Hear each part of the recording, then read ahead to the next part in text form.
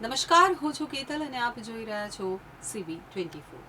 ગાંધીનગરમાં 80 કરોડ રૂપિયાના ખર્ચે બનનારો 6 લેન આઇકોનિક રોડ 4 વર્ષ બાદ પણ પૂર્ણ ન થતા ઉત્તરના ધારાસભ્ય રીટા પટેલે કમિશનરને પત્ર લખી રજૂઆત કરી હતી.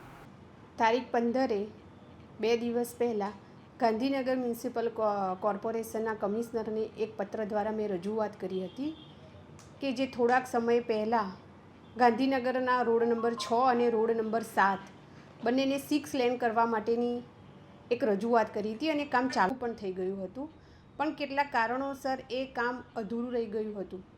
ગાંધીનગરના રોડ નંબર 6 અને રોડ નંબર 7 ખૂબ અગત્યના રોડ છે, ખૂબ ટ્રાફિકવાળા રોડ છે, લોકોની અવરજવર પણ વધારે છે. એ રોડને 6 લેન કરવા માટેની માગણી હતી, પણ કારણોસર એ કામગીરી અધૂરી રહી ગઈ છે.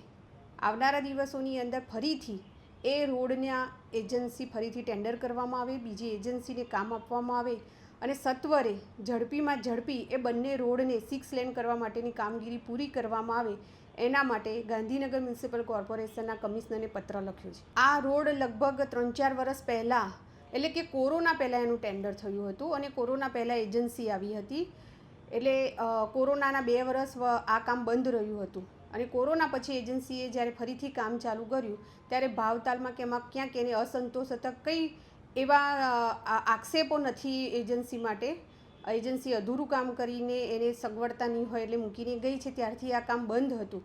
પણ અત્યારે ગાંધીનગરની અંદર આપણે જોઈ રહ્યા છે કે લોકોનો ટ્રાફિક, વાહનોનો ટ્રાફિક વધી રહ્યો છે, એટલે આ બે માર્ગોને સત્વરે 6 લેન કરવા માટે અને મોડર્ન આધુનિક રોડ બનાવવાની ખૂબ જરૂરિયાત હોવાથી આ રોડને ફરીથી કામ એજન્સીને આપીને ટેન્ડર કરીને કામ સત્વરે પૂરું કરે એવી માગણી છે.